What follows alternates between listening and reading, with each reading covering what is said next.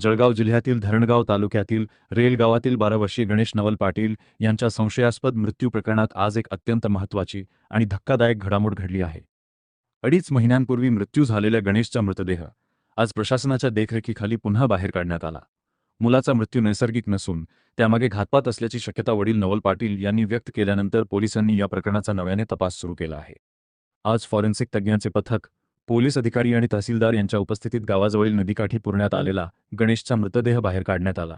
ही संपूर्ण प्रक्रिया अत्यंत गोपनीय पद्धतीने इन कॅमेरा पार पडली. दरम्यान आपल्या एकुलत्या एक मुलाच्या मृतदेहाचा सांगाडा पाहून वडील नवल पाटील यांना अश्रू अनावर झाले. उपस्थितांचेही डोळे पाणावल्याचे चित्र पाहायला मिळाले. आता हा मृतदेह पुढील तपासणी आणि शवविच्छेदनासाठी धुळे येथील हिरे शासकीय वैद्यकीय महाविद्यालय व रुग्णालयात पाठवण्यात आला आहे. शवविच्छेदन अहवालातून गणेशच्या मृत्यूमागील नेमके कारण समोर येण्याची शक्यता आहे. गणेशचा मृत्यू अपघात होता, आत्महत्या होती की त्यामागे खरोखरच घातपात दडला आहे, या प्रश्नांची उत्तरे आता शवविच्छेदन अहवालातून मिळणार आहेत. त्यामुळे संपूर्ण जळगाव जिल्ह्याचे लक्ष या प्रकरणाकडे लागले आहे. मुलगा गणेश त्याचा मृतदेह आता 2.5 महिन्यानंतर पुन्हा एकदा काढावा लागतोय, पुन्हा पंचनामा केला जातोय. नक्की सगळी घटना काय होती, काय गुन्हा आहे? दिनांक 13/3/2026 रोजी रेल गावामध्ये काही लहान मुलं क्रिकेट खेळत होते. क्रिकेट खेळताना त्यातील मयत गणेश नवल पाटील याला बॅट लागली होती, त्यात त्याचा मृत्यू आला होता.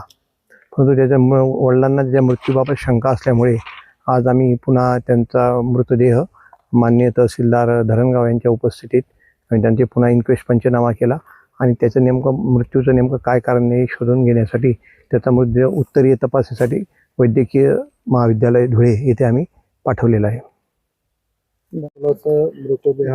मृत्यूबद्दल शंका निर्माण झालेली, नक्की घटना काय होती, तुम्हाला शंका का निर्माण झाली?